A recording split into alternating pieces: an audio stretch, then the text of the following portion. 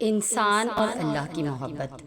کیا آپ کو پتہ ہے جب اللہ سے محبت کرنے لگتا ہے انسان تو اللہ سب سے پہلے اس کا دل بدلتا ہے، اور ایسے بدلتا ہے کہ یہ دل سارے راز، ساری پوشیدہ باتیں سمجھنے لگتا ہے۔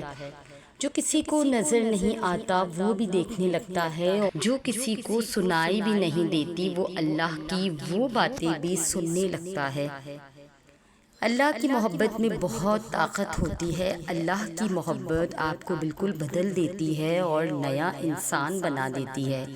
ایسا انسان جو ہر چیز میں، ہر انسان میں اچھائی ڈھونڈنے لگتا ہے، ایسا انسان جو برائی میں بھی مصلحت ڈھونڈنے لگتا ہے، ایسا انسان جو مشکلات میں بھی اچھے دنوں کی امید رکھتا ہے، ایسا انسان جو اللہ کی طرف سے آنے والی ہر چیز کو اس کی رحمت سمجھتا ہے، چاہے پھر وہ خوشی ہو یا پھر آزمائش۔ یہی فرق ہے انسان کی اور اللہ کی محبت میں۔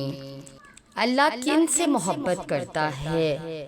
یہ کیسے پتہ چلتا ہے کہ اللہ تم سے محبت کرتا ہے؟ جب گناہ کی فوراً بعد تمہارا ندامت بھرا ضمیر تمہیں توبہ تک لے آئے، جب مایوسی کے بعد کوئی طاقتور معجزے کا خیال تمہیں واپس خدا تک کھینچ لائے، جب ہار کر تم گرنے ہی والے ہو تو اچانک سے تمہارے ذہن میں تہجد کی ترکیب آ جائے، جب رفتہ رفتہ حالات اتنے خراب ہو جائیں کہ تمہارا نمازی دل تمہیں سجدوں کی طرف کھینچ لائے، جب وقت سے پہلے تمہاری دعاؤں کی حقیقت تم پر کھول دے اور تم بچ جاؤ، جب سب کچھ تمہارے ہاتھ سے نکل جائے، صرف تم رہ جاؤ اور تمہارا اللہ رہ جائے، تو سمجھ لینا کہ تمہارا اللہ تم سے پیار کرتا ہے۔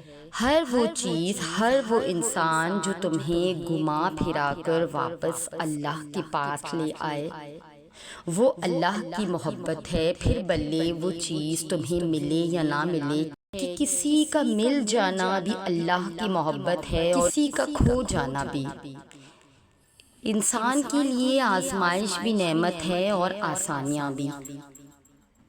اللہ جسے جتنا آزماتا ہے وہ اس سے اتنی ہی محبت کرتا ہے، کیونکہ وہ جس سے محبت کرتا ہے وہ انہیں ہمیشہ اپنے قریب رکھتا ہے۔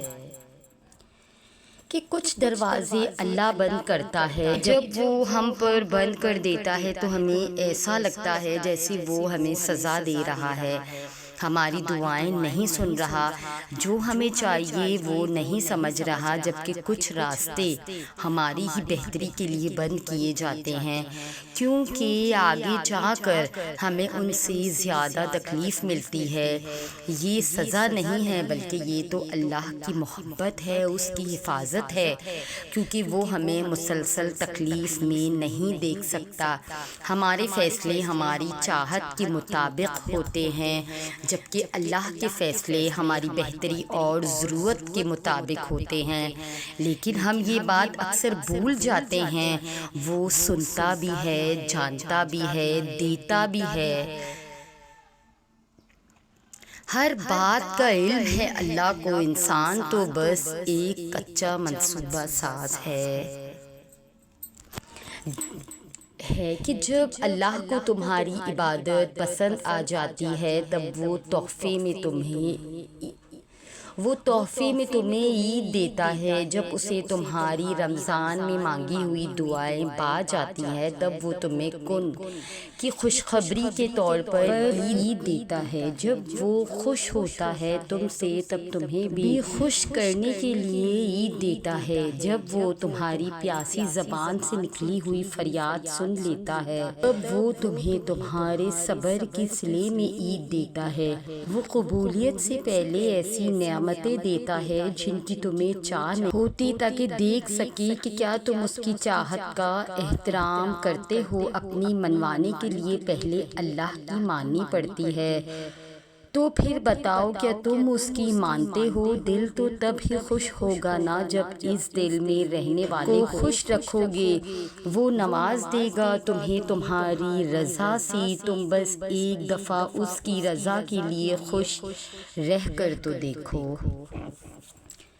کہ تم مجھے یاد کرو تو میں تمہیں یاد کروں گا۔ سورہ بقرہ کی تلاوت کر رہا تھا کہ اچانک میری نظر سے ایک آیت گزری جس کا ترجمہ کچھ یوں تھا، تم مجھے یاد کرو میں تمہیں یاد کروں گا۔ تو ترجمہ پڑھا، دل نے چاہا کیوں نہ اس کی تفسیر پڑھی جائے۔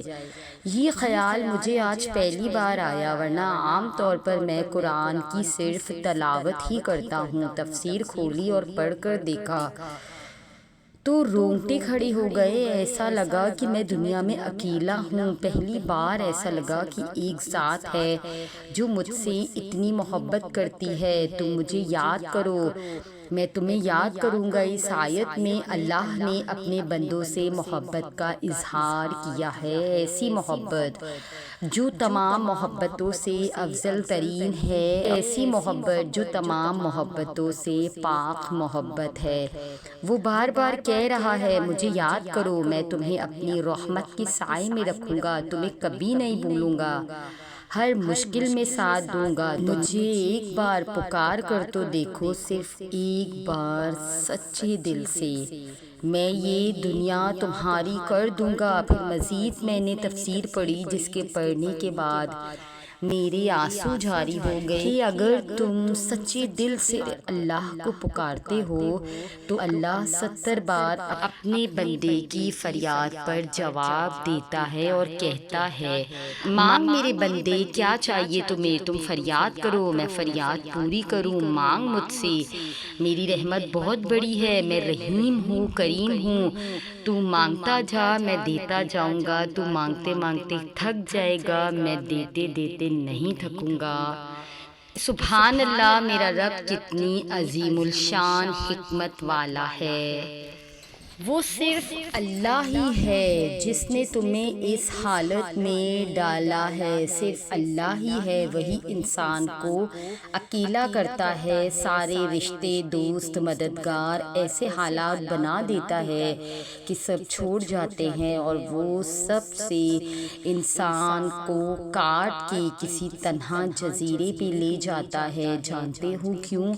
محبت کرنے والے جب تک ہمارے ارد گرد ہوتے ہیں ان کی محبتوں کا شور ہمیں اپنے اندر نہیں جھانکنے دیتا، کبھی کبھی اس شور کو ختم کرنا پڑتا ہے زبردستی جبرن۔ یہ تو تمہارا اور میرا اللہ ہے جو انسان کو اکیلا کر کے اس کو اس کے اندر جھانکنے کا موقع دیتا ہے۔ تو یہ تھی ہماری آج کی ویڈیو۔ اگر آپ ہماری اس کاوش کو پسند کرتے ہیں تو ہمارے چینل کو سبسکرائب کر کے ہمارے ساتھ جڑ جائیے۔ جزاک اللہ۔